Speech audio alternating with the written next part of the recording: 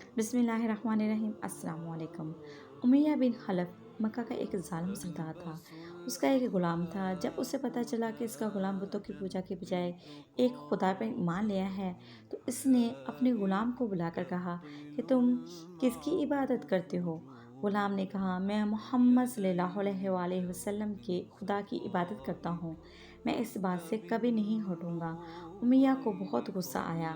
اس کے بعد امیہ نے اپنے غلام کو تپتی ریت کے اوپر لٹایا اور اس پر بھاری پتھر رکھ دیے اور حبشی غلام کو دن رات بھوکا رکھا اور اوباش گنڈوں کو اس کے پیچھے لگا دیا۔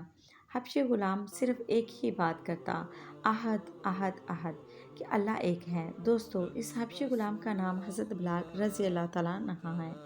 حضرت ابوبکر صدیق رضی اللہ تعالیٰ عنہ نے حضرت بلال رضی اللہ تعالیٰ عنہ کو اس کے سردار سے بھاری رقم دے کر خرید لیا۔